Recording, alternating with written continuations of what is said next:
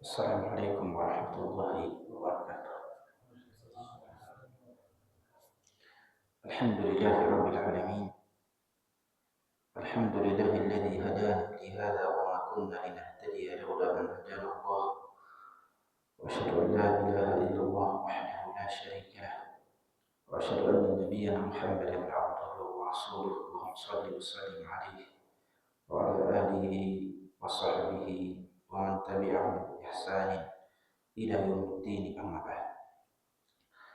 Alhamdulillah, pada kesempatan yang kedua ini kita kembali lagi bermajelis ilmu pada pembahasan kitab Minhaj al-Muslim karya Syekh Abu Bakar Al-Jazairi rahimahullah ta'ala. Pada kesempatan ini kita sudah masuk pada pembahasan tentang mandi. Mandi tentunya dalam Islam ada mandi yang wajib, ada mandi yang sunnah, ada mandi yang mubah dibolehkan. Tentunya ada juga mandi yang haram dan mandi yang makruh. Tentunya mandi yang haram dan makruh pada beberapa hal. Tapi mandi yang wajib, sunnah dan mubah itu seringkali kita lakukan dalam kehidupan. Mandi secara umum disyariatkan oleh Allah Subhanahu wa taala. Mandi secara umum disyariatkan oleh Allah Subhanahu wa taala dalam Al-Qur'an.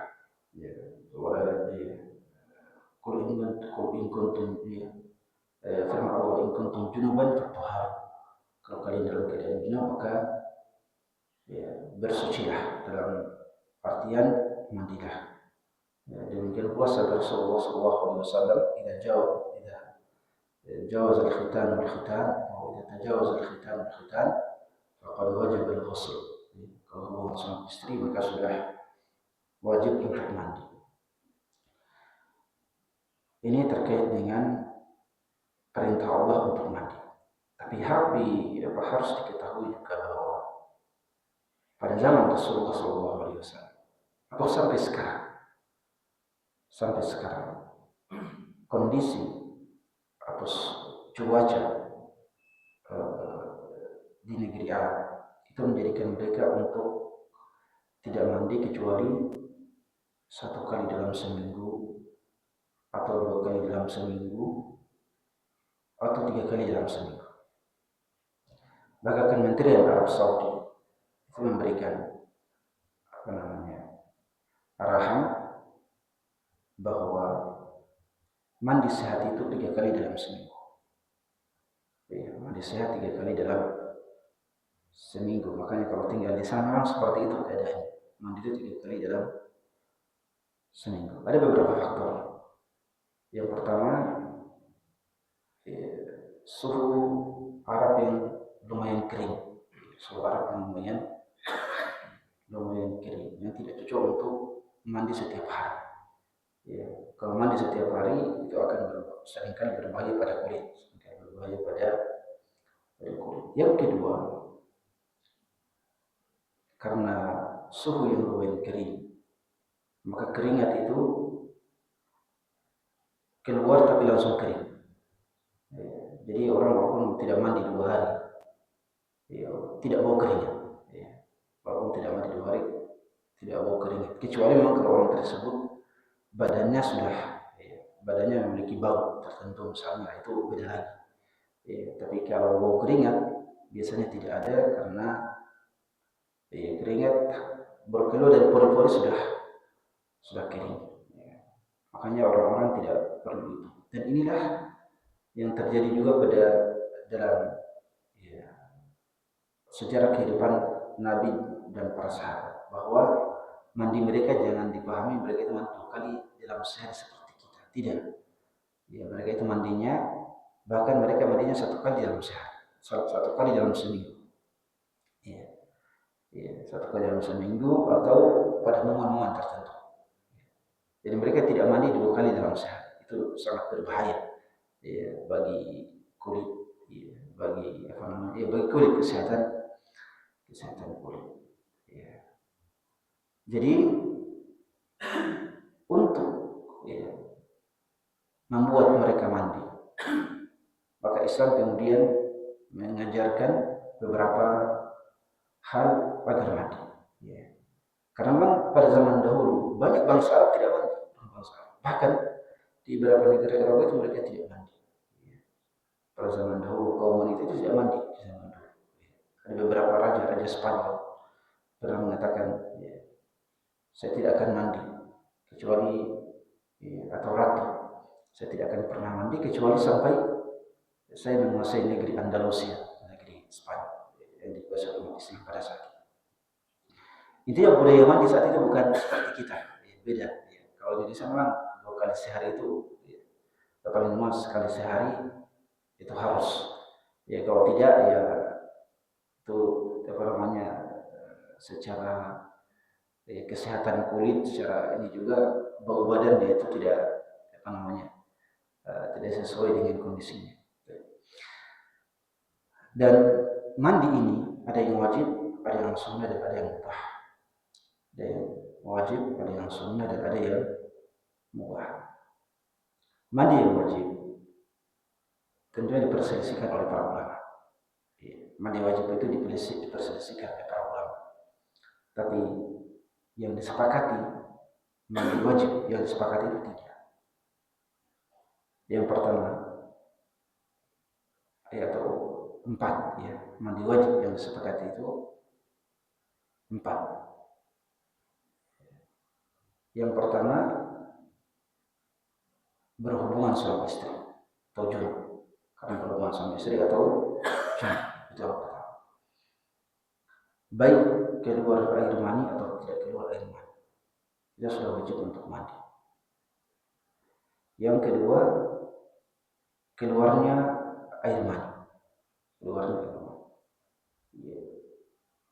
baik karena mimpi atau karena berhubungan suami istri, itu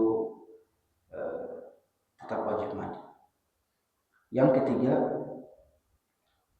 ketika seorang wanita suci dari haid dan nifas, itu harus wajib mandi sebelum beribadah, sebelum sholat. Kemudian yang keempat adalah ketika seseorang meninggal.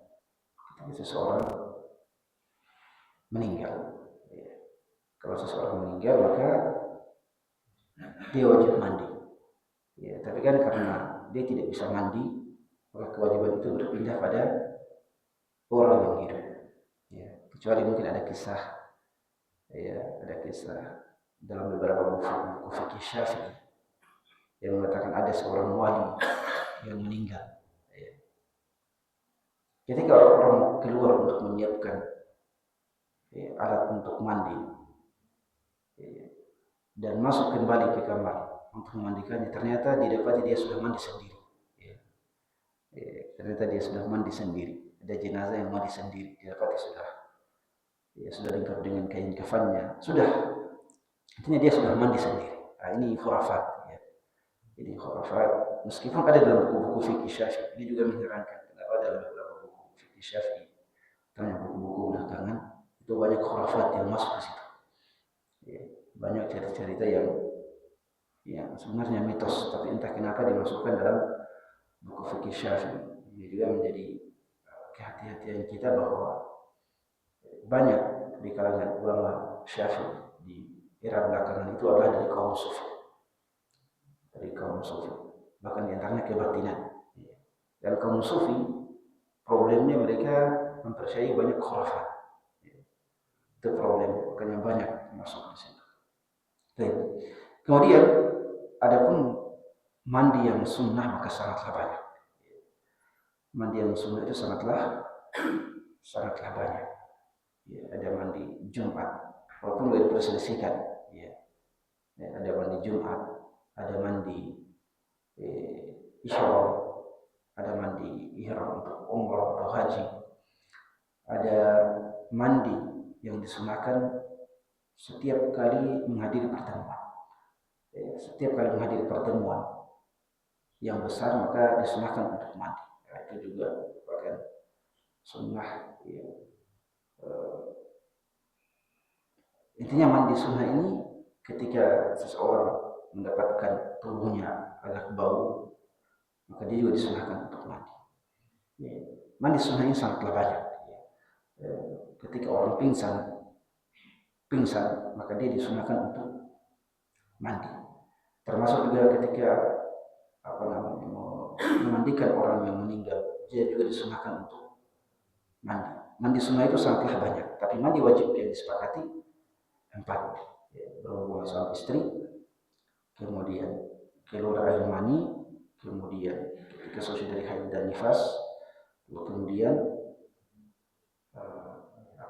meninggal. Ketika seseorang meninggal, juga yang sunnah, ya, mandi sunnah juga selain yang wajib, itu ketika seseorang masuk Islam. Walaupun juga diperselisihkan apakah ketika masuk Islam itu hukum mandinya wajib atau cuma sunnah. Yang disepakati tadi 4. Yang pertama, mandi wajib karena berhubungan suami istri. Mandi wajib karena berhubungan suami istri. Yes. Ini kita belajar fikih ya. Maaf ya, kita belajar fikih supaya lebih jelas. Ya. Berhubungan suami istri. Ya, kita perinci. Ya. Artinya yang namanya berhubungan suami istri yang mewajibkan mandi adalah masuknya alat kelamin laki-laki ke dalam kubul atau dubur perempuan. Masuknya alat kelamin laki-laki ke dalam kubul atau dubur perempuan. Baik. Masuknya alat kelamin laki-laki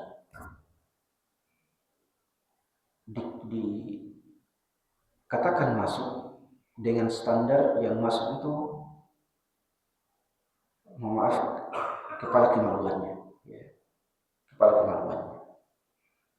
Ya, artinya kalau kemaluannya belum masuk, masih di luar, maka itu tidak mewajibkan mandi. Ya, tidak mewajibkan mandi, kecuali kalau keluar air mani, itu wajib, ya, walaupun di luar. Tapi selama tidak masuk dan tidak keluar air mani, maka tidak wajib mandi. Dikatakan sudah wajib mandi kalau yang masuk itu kepala kemaluan, walaupun cuma kepalanya masuk ke dalam kubur perempuan, maka itu dikatakan sudah wajib mandi. Jelas ya, ini supaya bisa dipahami lebih detail. Adapun kalau cuma di luar itu tidak wajib mandi, walaupun keluar mandi. Ya, itu pertama pada kubur. Ya. Dan mandinya wajib bagi laki-laki dan wajib bagi perempuan. Nah, bagaimana kalau di dubur? Ya, mendatangi perempuan dari dubur kan hukumnya haram. Ya. Ada sebagian ulama yang membolehkan. Ya. Ada Zahiriyah yang membolehkan. Ya. Mereka mengatakan bahwa hadis-hadis yang mengharamkan mendatangi perempuan dari dubur itu dhaif, kata Zahiri. Tapi yang benar tidak. Rasulullah mengatakan la yanzurillahu ila man ata imra'atahu fi duburiha. Rasulullah, Allah tidak akan memandang kepada orang yang mendatangi istrinya dari duburnya. Itu ancaman yang besar. Ya. Karena memang mudaratnya besar. Mudaratnya besar. Ya. Ya. Pada dubur itu mudaratnya besar. Ya. Salah satu mudaratnya adalah pada kesehatan. Ya. Pada kesehatan. Ya. Juga itu tempat najis. Ya. Dan juga sekarang kita mendapatkan fenomena bahwa sebagian orang-orang yang terpapar homoseksual, ya, itu kebanyakan tidak normal duburnya. Ya, mohon maaf ya, tidak normal duburnya karena sering dimasuki. Akhirnya duburnya apa? Duburnya membesar. Ya, duburnya membesar karena dubur kan tidak elastis. Ya, akhirnya membesar dan karena membesar, ya, dan mungkin sarafnya juga sudah tidak normal. Ya, mungkin dokter bisa ini. Ya, akhirnya kotoran itu keluar dengan sendirinya, tidak bisa lagi tertahan. Seperti kita kan masih bisa menahan, ya. Tapi kalau yang sudah sering seperti itu, maka dia sudah tidak bisa lagi, seringkali tidak bisa lagi menahan kotoran yang keluar dari duburnya. Makanya sebagian banyak di antara mereka yang memakai pampers, yang memakai apa? Pampers atau apa itu yang ya, untuk popok ya, itu yang terpapar homoseksual. Kita kembali, itu bukan haram hukumnya. Tapi kalau seandainya terjadi, maka tetap wajib mandi, mendatangi istri dari dubur, atau mungkin homoseksual. Ketika dia homoseksual mendatangi laki-laki dari dubur, dia juga tetap mandi wajib. Walaupun dia mengatakan ini laki-laki, kita katakan Anda tetap wajib untuk mandi. Selama itu dubur, baik itu dubur perempuan, dubur laki-laki, bahkan dubur binatang, Anda tetap diwajibkan untuk mandi. Itu dikatakan oleh para ulama. Tentunya begitu ya, kalau kita katakan kepada orang yang bertobat, bertobatlah Anda. Untuk dari itu kemudian sebelum mau sholat silakan mandi wajib terlebih dahulu. Tentunya kita katakan ini karena memang dibahas oleh para ulama.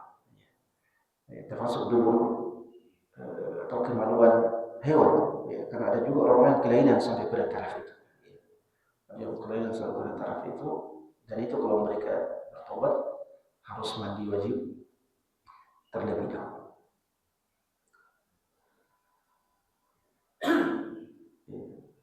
Itu terkait dengan mandi janabah atau mandi karena berhubungan suami istri. Dan dalilnya adalah dalil yang sangat banyak. Rasul mengatakan, "Idza taqal khitanan faqad wajaba al-ghusl."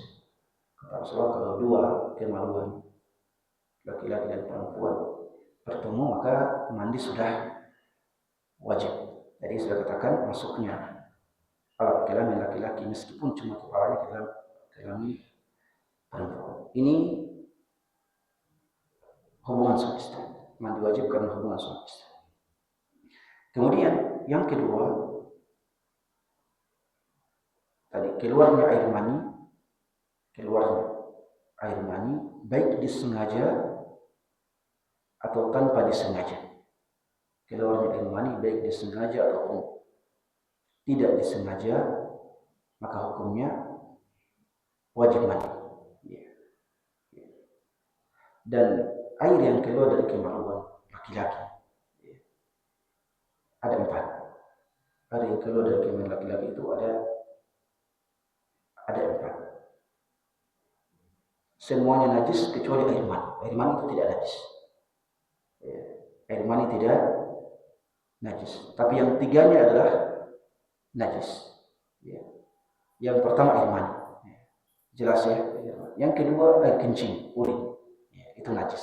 Kalau air mani tidak najis, kenapa air mani tidak najis? Pertama ada beberapa dalil dalam hadis bahwa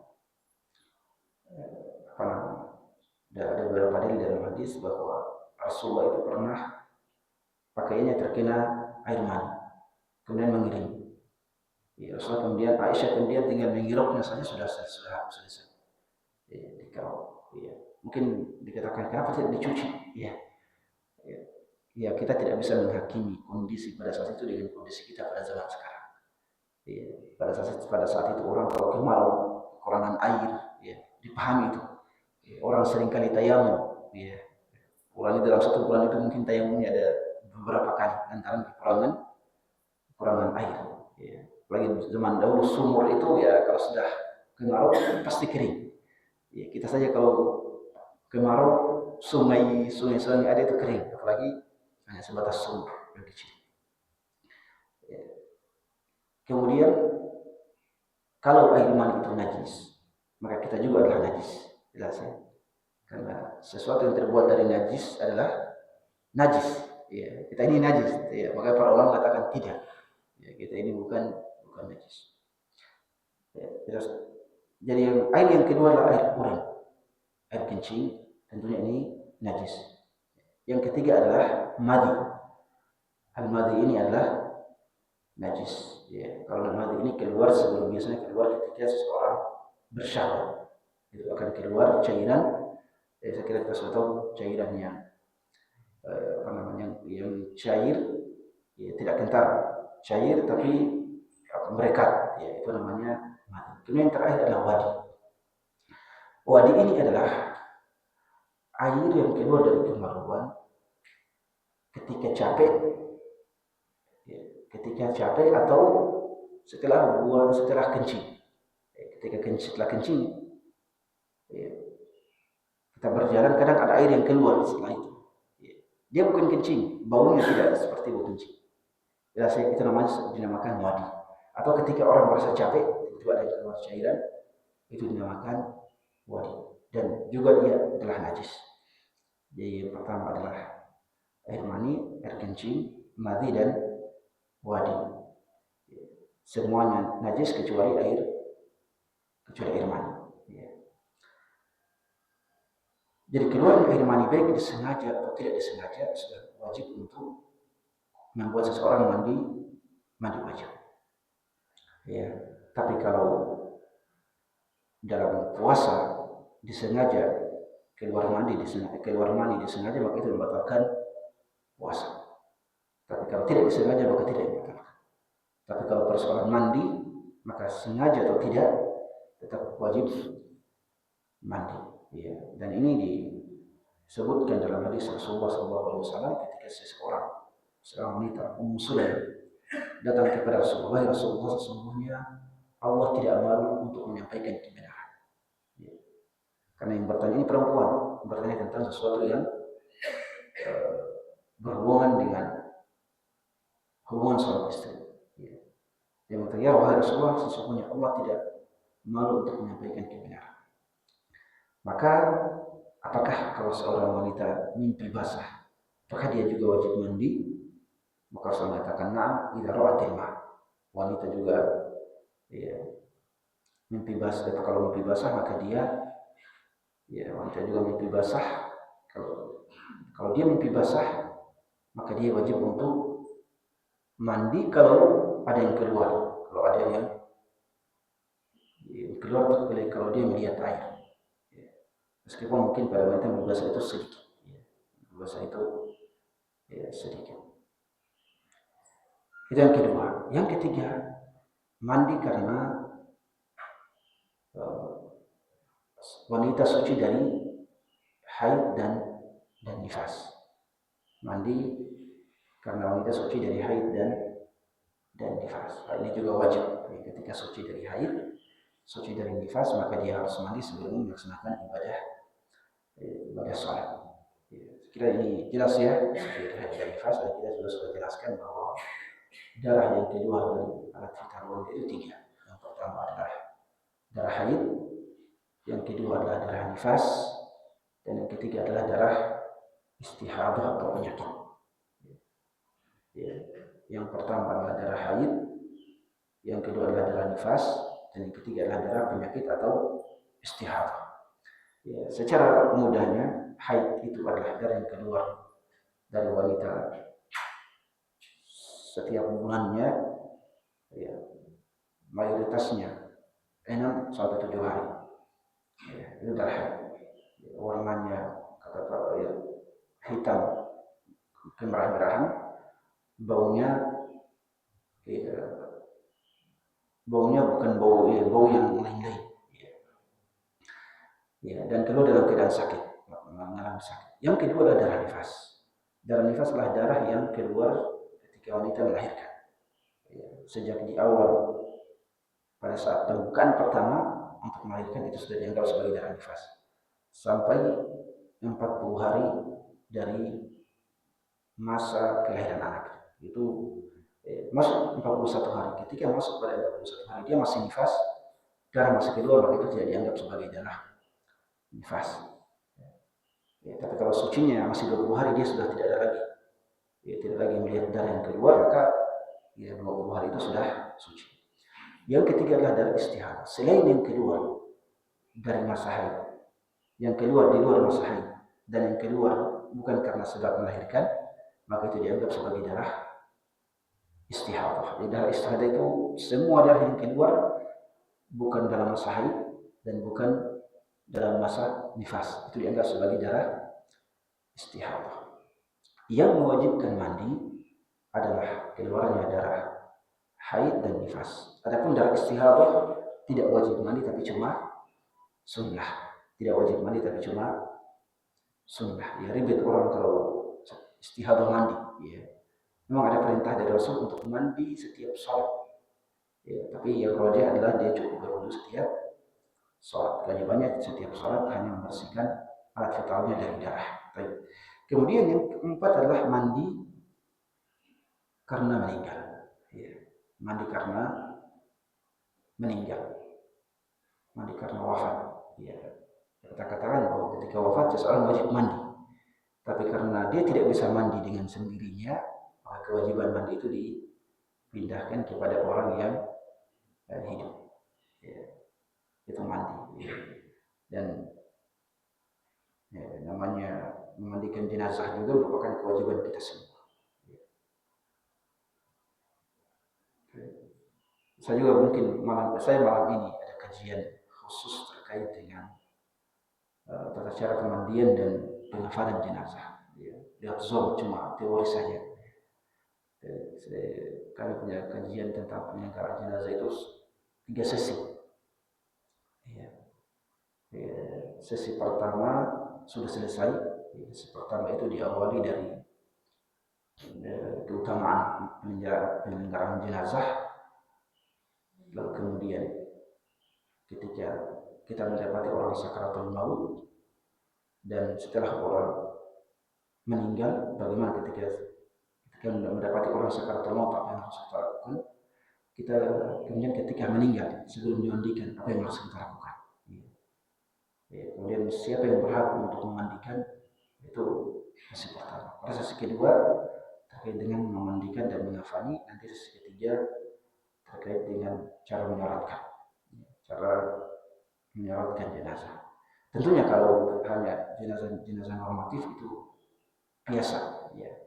Ya, tapi pada jenazah tertentu perlu apalagi pada masa sekarang, ya, perlu pemahaman yang lebih detail terkait dengan jenazah. Ya. Kenapa? Karena pada masa sekarang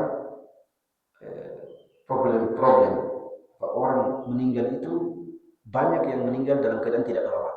Ya. Dalam tidak normal artinya karena kecelakaan, ya, karena banyak ya karena pembunuhan, karena ya, banyak orang meninggal dalam keadaan tidak normal. Nah, dan itu semua memerlukan ya, pendalaman ilmu fikih yang juga ya, yang harus detail. Tapi yang penting bagi kita di sini adalah orang meninggal wajib untuk dimandikan. Ya.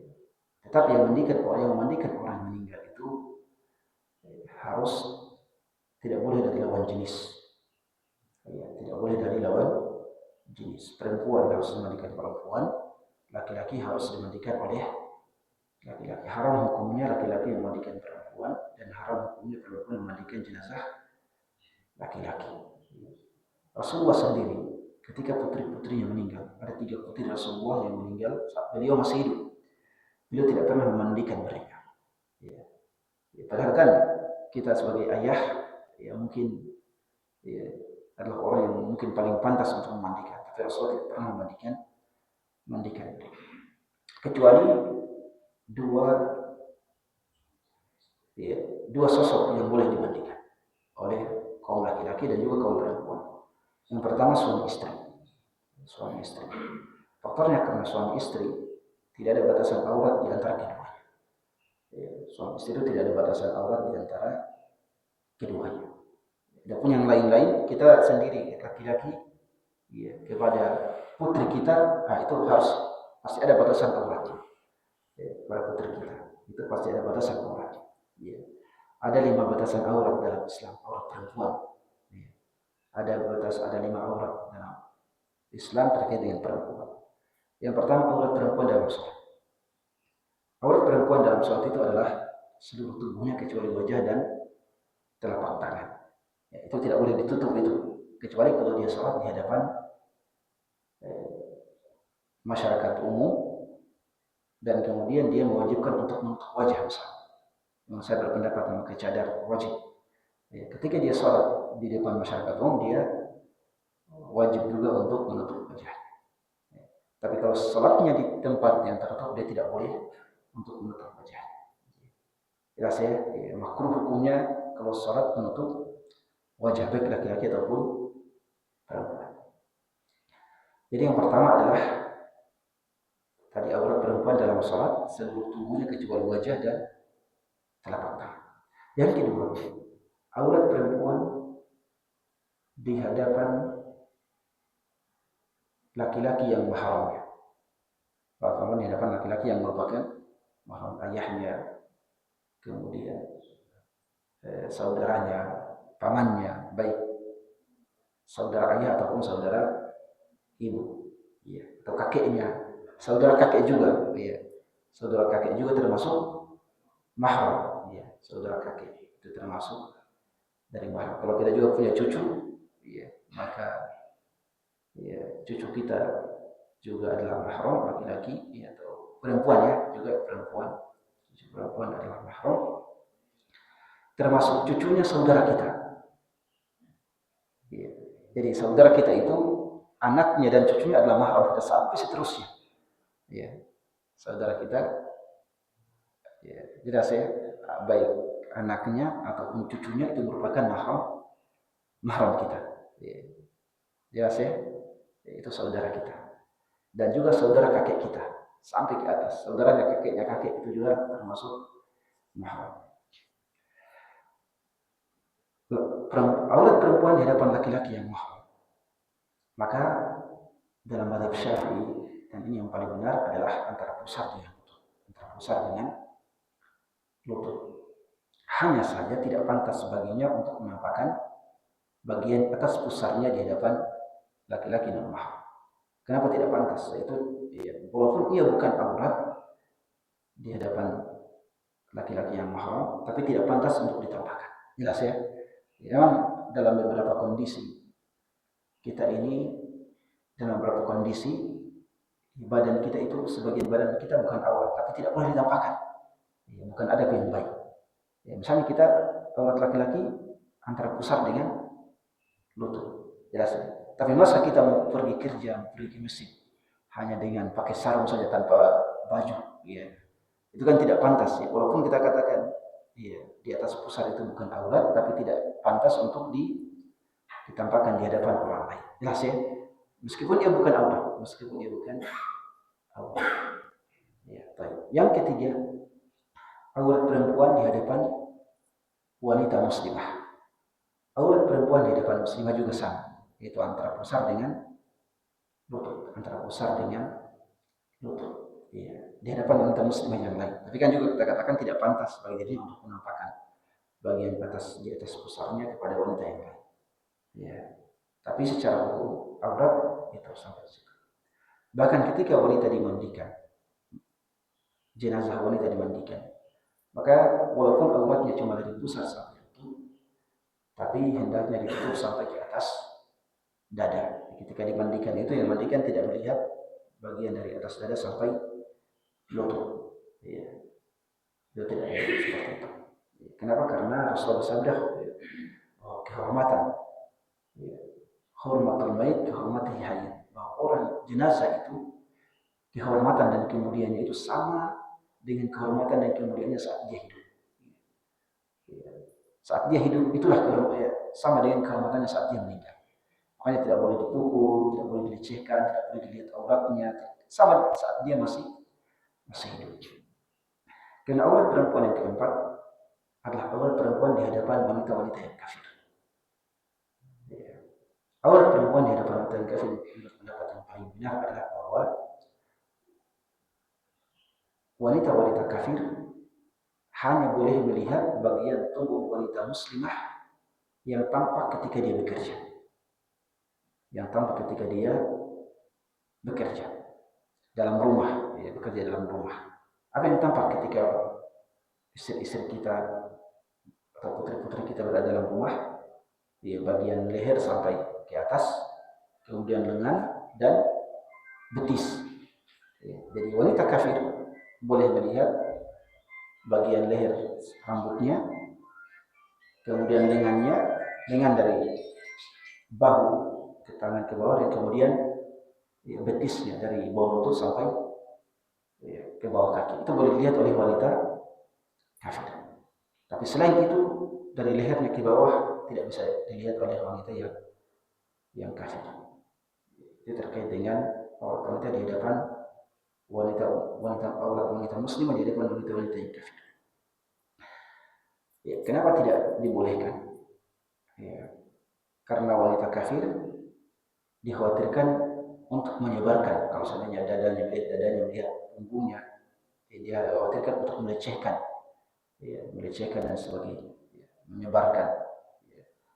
Meskipun juga hal itu kita tidak rasa aman dari wanita muslimah. Tapi kan kita katakan tadi bahwa cukup, tidak perlu ditampakkan di hadapan wanita muslim. Yang kelima, aurat wanita di hadapan laki-laki non mahram. Aurat wanita di hadapan laki-laki non mahram. Auratnya adalah seluruh tubuhnya kecuali wajah dan telapak tangan. Menurut pendapat yang benar, wajah itu bukan aurat. Wajah bukan aurat. Hanya saja, meskipun wajah bukan aurat, tapi para ulama berbeda dalam dua pandangan.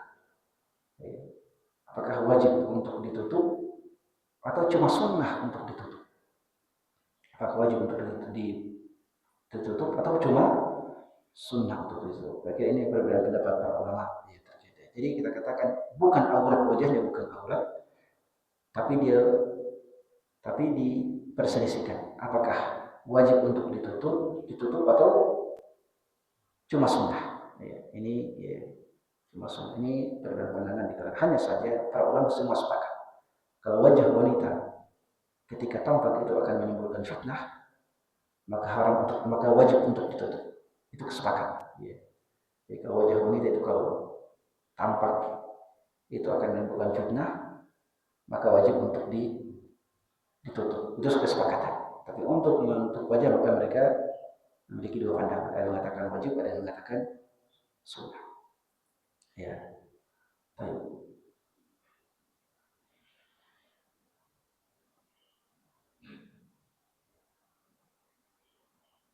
Adapun mandi apa tadi? Ada pengecualian tadi yang saya lupa ya.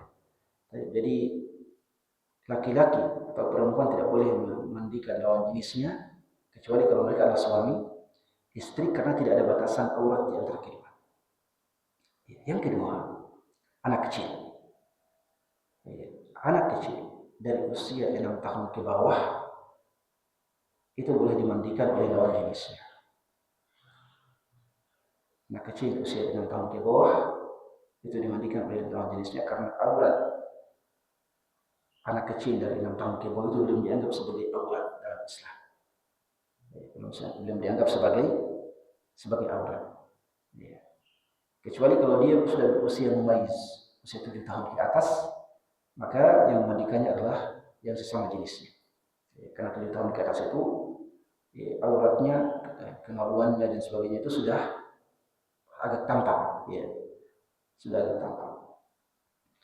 Ada pun 6 tahun ke bawah, secara umum tidak demikian, maka boleh dimandikan oleh lawan jenisnya. Kalau itu anak perempuan, boleh dimandikan oleh anak laki-laki, dan kalau itu anak laki-laki, boleh dimandikan oleh anak perempuan. Jadi ada dua, anak kecil 6 tahun ke bawah ataupun suami istri. Adapun 7 tahun ke atas, maka para ulama mayoritasnya sudah melarang. Sudah melarang. Tentunya terkait dengan mandikan jenazah ini banyak, maksudnya banyak juga hukum-hukumnya.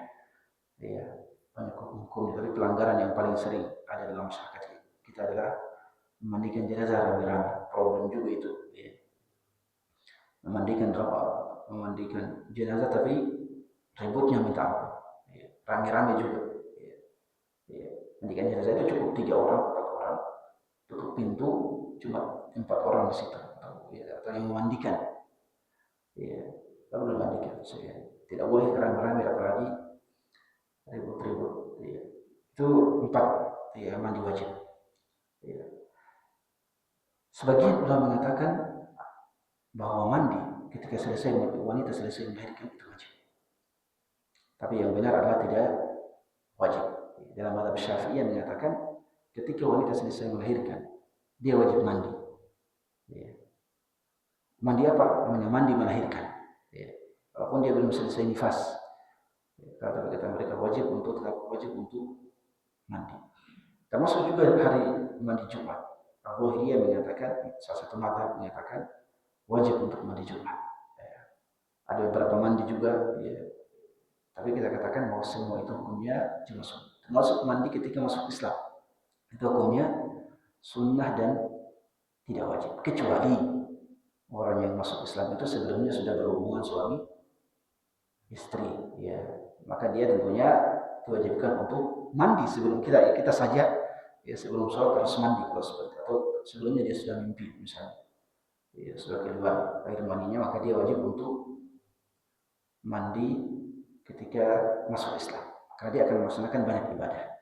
Ya, tapi kalau selama dia tidak mandi, belum mandi, misalnya dia masuk Islam pada usia 10 tahun, ya, maka dia tidak diwajibkan untuk mandi. Baik. Kemudian di antara mandi-mandi yang disunahkan, ya, di antara mandi-mandi yang disunahkan adalah mandi Jumat. Saya kira jelas ya. Ini Syekh Abu Bakar mengatakan mandi Jumat. Kemudian mandi untuk ihram, mandi untuk ketika berniat ihram untuk haji atau umrah. Ketika mau masuk kota Mekah, ya, ketika mau masuk kota Mekah, banyak orang menggunakan untuk mandi. Itu kan sekarang jarang itu masuk kota Mekah mau mandi. Ya. Kebanyakan orang itu mandinya sudah sejak akan berangkat, misalnya baik dari Madinah ataupun dari Jakarta misalnya, mandi. Kenapa? Karena zaman dulu kan perjalanan itu biasanya lama sekali. Dari Madinah ke Mekah 10 hari, 9 hari. Ya, mereka mandi sebelum berangkat, mandi ihram. Dan kemudian ketika sebelum masuk Mekah mereka istirahat untuk mandi. Ya, zaman sekarang kan dekat, ya. Dari Madinah ke Mekah itu cuma 4 jam. Ya, artinya mandi ihram sekalian mandi dengan niat untuk masuk Mekah. Ya. Karena cuma 4 jam. Kalau dari Jeddah, ya dari Jeddah itu juga lebih dekat. Kalau mandi di Jeddah. Kemudian mandi ketika akan wukuf di Arafah. Mandi ketika akan wukuf di Arafah. Dan juga mandi setiap malam pada malam haji, malam Mina. Ya, ketika wukuf di Mina atau mabit di Mina, maka setiap malam disunahkan untuk mandi. Kemudian mandi ketika memandikan jenazah. Orang yang memandikan jenazah disunahkan baginya untuk mandi. Ya, termasuk mandi ketika untuk sholat 2 hari raya. Ya, intinya mandi itu selain yang kita sebutkan 4 tadi, maka hukumnya adalah sunnah.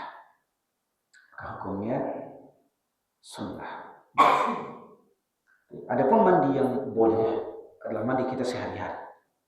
Mandi yang boleh adalah mandi kita sehari-hari. Mandi pergi kerja, itu boleh itu, ya. Yang mubah, tidak dianggap sebagai sunnah, ya. Ya, mandi mandi mau pergi kerja, mandi pulang kerja, itu cuma kebolehan dan ya tidak sunnah. Dan kemudian mandi wajib memiliki 2 rukun. Rukun pertama adalah niat, dan rukun kedua adalah menyampaikan air, membasuh air ke seluruh tubuh. Jadi 2 kewajiban ketika mandi. Yang pertama adalah berniat sebelum mandi, dan yang kedua adalah membasuhkan air ke seluruh tubuh tanpa terkecuali. Kemudian termasuk bagian yang ditumbuhi rambut kepala kita. Ya, jadi bagian yang ditumbuhi rambut itu juga harus dikenai air. Tapi kalau rambutnya lebat sekali maka dimaafkan pada beberapa hari. Dimaafkan pada beberapa hari karena sulit sekali itu bagi air untuk sampai di kulit kepala. Kalau seandainya air harus sampai ke seluruh kulit kepala, itu sulit, lumayan sulit. Makanya ya,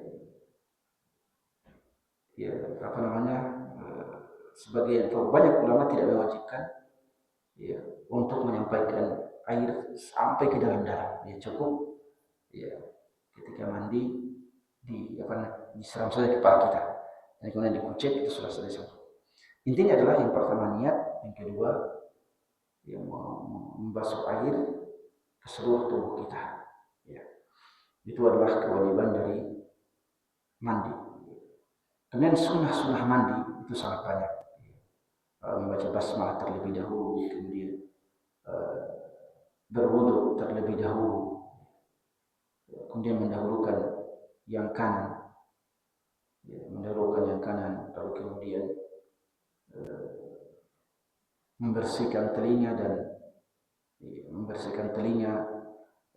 hidung dan mulut, dan itu juga sunnah mandi. Lalu kemudian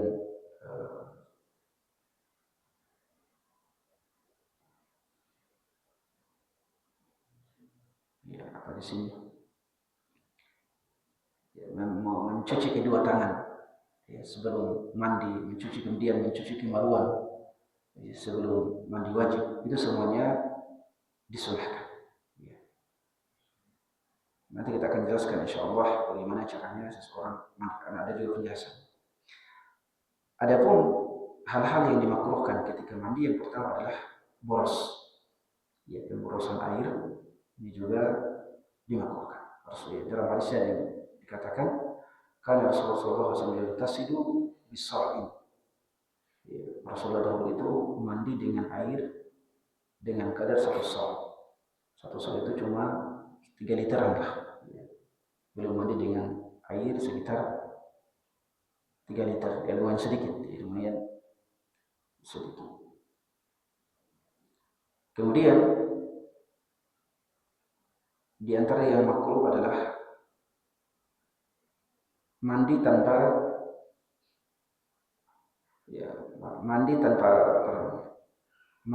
terbuka. Tentunya kalau di tempat terbuka itu bisa kalau auratnya kelihatan oleh orang lain, tentunya haram ya. Kalau kelihatan oleh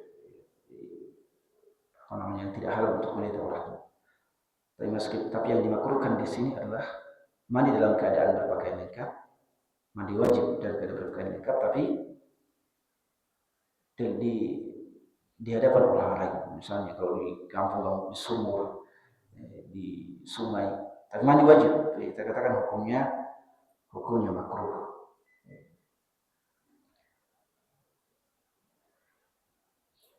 Kemudian juga hukumnya makruh kalau mandi di air yang tidak mengalir. Mandi wajib tapi di kolam, itu hukumnya apa? Kolam yang tidak mengalir, itu hukumnya makruh.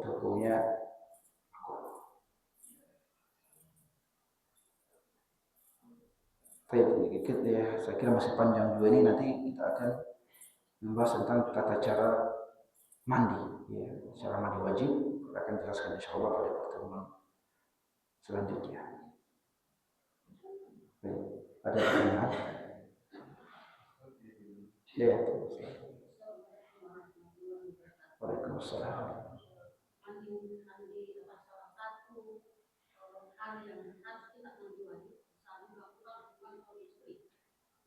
Ada kasus seperti ini,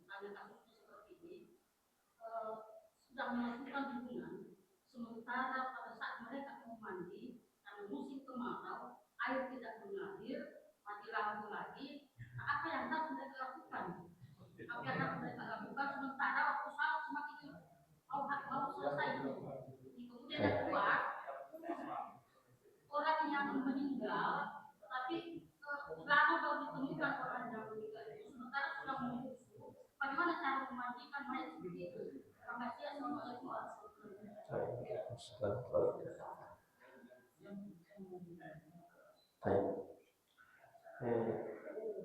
Kalau tidak dapat air, maka kewajiban orang itu adalah harus mencari air.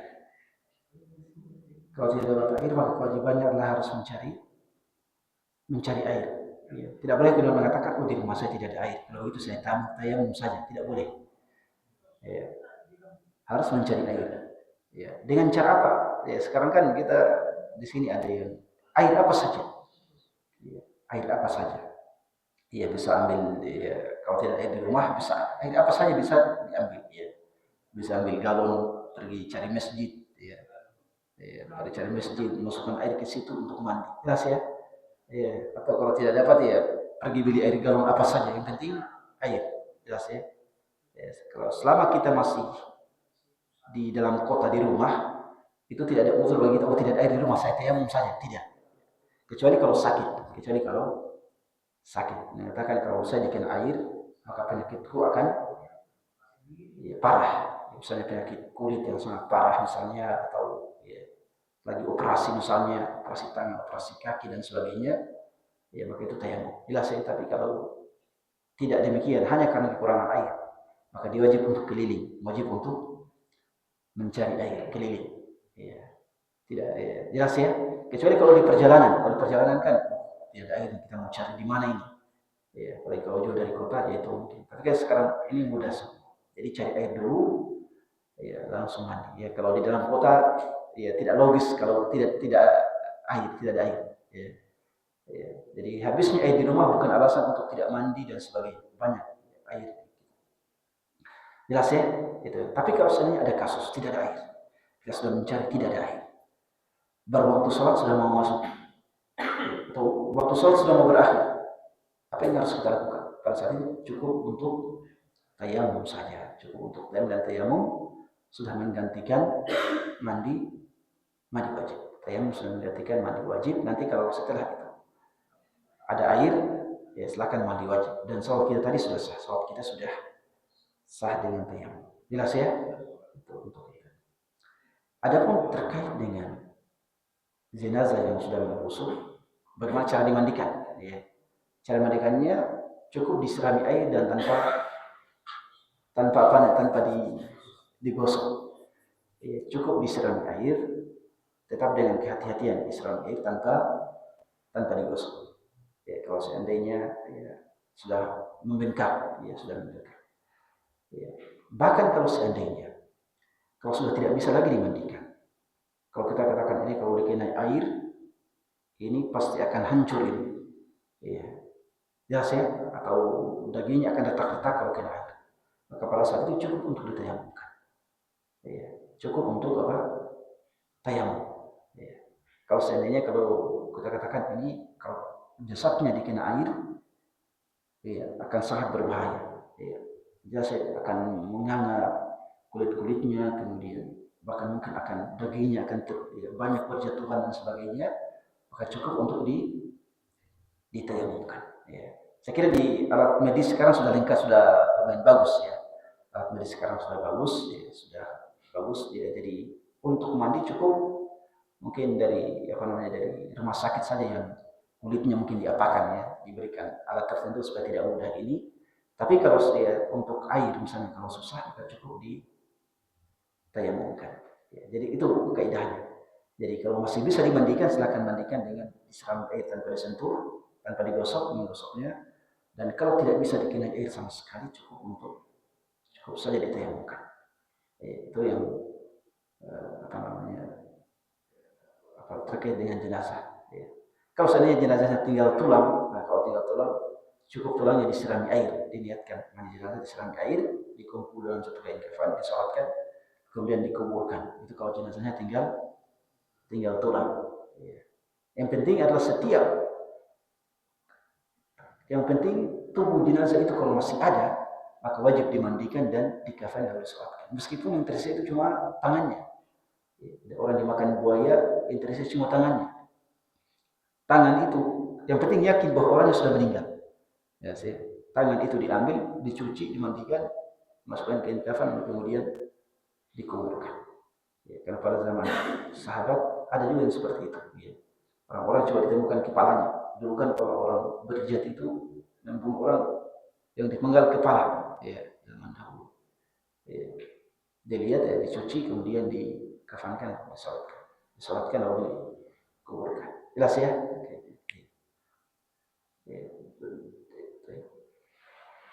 Assalamualaikum warahmatullahi wabarakatuh. dengan anggota tubuh salah satu anggota tubuh yang dipotong karena suatu penyakit, orangnya masih hidup, diabetes, potong tangan, terus ditanam, berapa tahun kemudian meninggal. Pada saat mayat sebelum dimandikan, keluarganya menangis, digali itu kaki yang ditanam di samping rumah. Apakah ada sunnahnya seperti itu digabung kembali? Itu sih. Ya, tidak ada sunnahnya digabung kembali. Ya, ketika kaki yang terlepas, ketika sakit, itu silakan ditanam saja tanpa ada ritual apapun, karena dia ya, tidak dianggap sebagai jenazah. Dan ketika orangnya meninggal, tidak ada sunnahnya untuk mengambil potongan kakinya, kemudian tidak ada sunnahnya. Kecuali kalau dia meninggal dalam keadaan terpotong kakinya. Kecelakaan, meninggal dalam keadaan terpotong tangan, terpotong kakinya, maka itu digabungkan dengan jasadnya. Jelas ya? Maka itu digabungkan dengan jasadnya. Jadi tangan atau kaki itu dikumpulkan dalam kain kafan, ditaruh di sampingnya. Penting dililit dengan dirinya dalam kain kafan. Itu kalau terpotong tangannya atau kakinya. Adapun kalau kaki dan tangannya sudah lama terpotong, itu tidak, itu membebani diri, bahkan mungkin bid'ah itu kalau dia pergi menggali kakinya, atau kemudian yang pergi menggali kakinya yang tinggal tulang lalu dikumpulkan dengan kain kafan, itu tidak, ya, jelas ya, tidak disunahkan dan tidak diperlukan. Ya cukup ya mandikan jenazah yang sekarang, karena yang meninggal itu yang sekarang, kakinya itu tidak wajib untuk dimandikan, dikafani, tidak wajib ya. Kecuali kalau kakinya tadi atau tangannya meninggal dalam keadaan terpotong, kecelakaan, jatuh, jelas ya, tabrakan misalnya, ada yang putus salah satu anggota tubuhnya, itu digabung dengan kain kafan, itu wajib, kemudian dikumpulkan dengan kain kafan.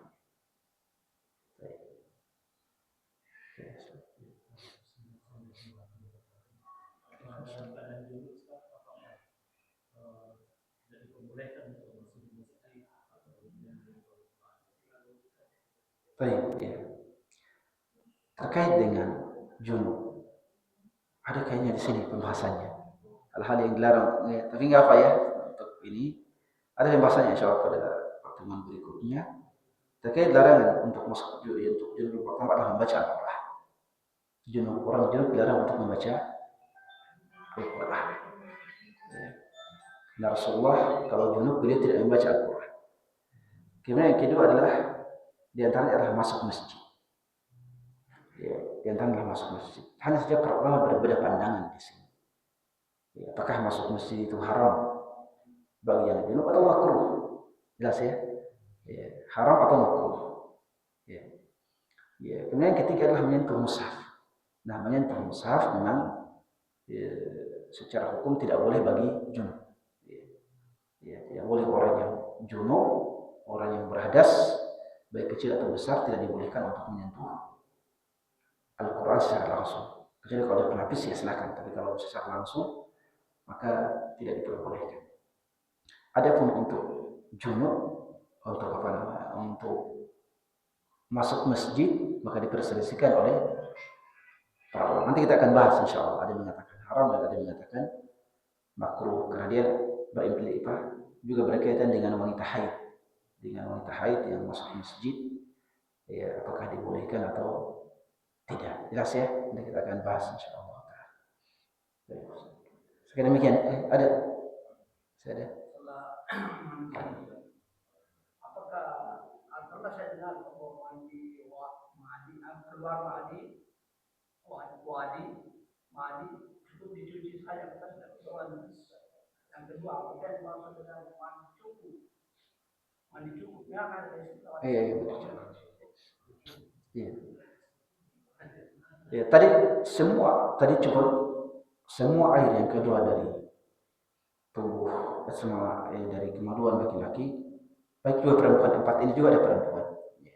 Kan perempuan nanti tambahannya 3 darah, ya. Ditambahnya 3 darah, ya. Jadi perempuan itu ada 7, ya. Kalau kita cuma 4. Ya, semua tadi ya apa namanya? Madhi, urin, ya. Madhi dan wadi itu cukup dicuci. Kata Rasulullah, "Indah farjaka wa tawaddah." Rasul mengatakan kepada orang yang keluar air madhinya, dia katakan cuci kemaluanmu kemudian berwudu. Cukup dicuci dan wudu, ya. Cuci kemaluan dan cuci pakaian kita yang terkena, ya. Ya, cukup cuci bagian pakaian yang terkena karena itu najis, ya. Kemudian kita berwudu. Ya, karena itu membatalkan wudu. Keluar wadi, madhi dan kencing itu membatalkan wudu karena mereka semua itu adalah hadas kecil. Adapun keluar air mani, walaupun mani bukan najis, tapi dia mewajibkan mandi. Ya, dia satu-satunya yang keluar mewajibkan mandi itu adalah air mani. Ini untuk cairan. Adapun darah untuk wanita itu beda lagi. Tadi kita katakan bahwa haid dengan nifas itu wajib mandi. Adapun darah penyakit maka tidak wajib mandi. Jelas ya? Nanti yang kedua terkait mandi cukup, nanti kita jelaskan pekan depan ya. Ya. Karena pekan depan tata cara mandi yang penjelasannya. Ya, ada mandi sunnah, ada mandi wajib yang sempurna. Ya, ada mandi wajib yang sempurna, dinamakan al-ghusl kamil bahasa Arabnya. Mandi wajib yang sempurna. Ada mandi wajib yang cukup, sekadar mandi cukup, ya. Seperti itu. Barakallahu fikum. Sudah ya? Barakallahu jazakum khairan, subhanakallahumma wa bihamdika asyhadu an la ilaha illa anta astaghfiruka wa atubu ilaik wa akhiru da'wana alhamdulillahi rabbil alamin. Assalamualaikum warahmatullahi wabarakatuh.